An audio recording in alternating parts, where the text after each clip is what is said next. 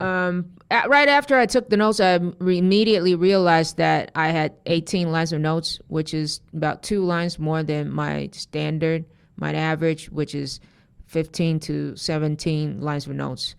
So I knew that I likely had to merge some sentences together, have to contract, like here and here. So if I want to make them longer, I'll say something like, first, the professor mentions the time when he was a college freshman, period. To be more specific, at that time, he had to memorize hundreds of biology terms, okay, instead of combining them into one sentence. Task 3 lectures tend to be longer, so learning to contract is a must, I think. Okay. So we didn't create additional sentence other than this sentence, which is my template sentence. Before I finish this sentence, I look at the term constant familiarity. Didn't seem right. So instead of just say the professor mentions constant familiarity or something like that, I bought a little bit more time with the transition word over here.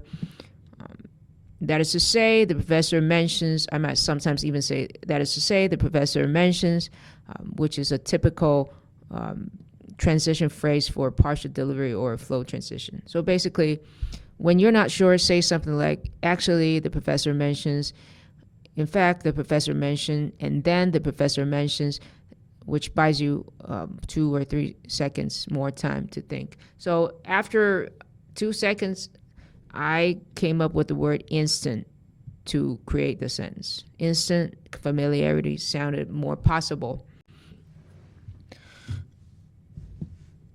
Here I added an additional sentence because when I was finishing this line and I looked at this line, I knew that it was probably an incomplete description of spaced repetition.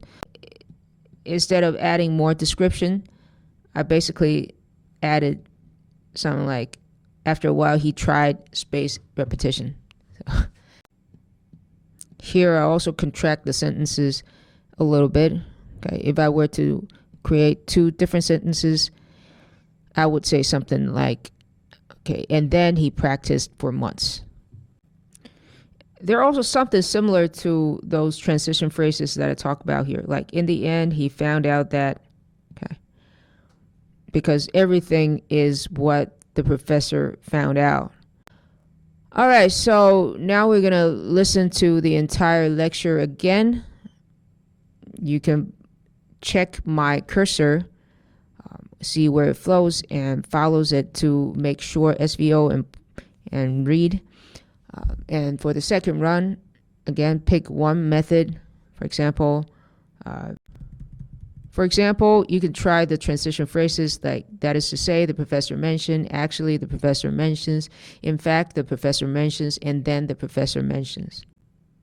This helps you buy more time to think about how to connect your current sentence to the next sentence. Spaced repetition is a learning method in which people remember things through review sessions that are spread out over time rather than concentrated in a period. And the professor explains it with one example. First, he mentions that when he was a college freshman, he once had to learn hundreds of biology terms. He tried learning them overnight. He found out that he only recognized them in the moment. Soon he forgot. He struggled to remember. That is to say, although he had instant familiarity over some terms, it was just surface level memory. After a while, he decided to try spaced repetition.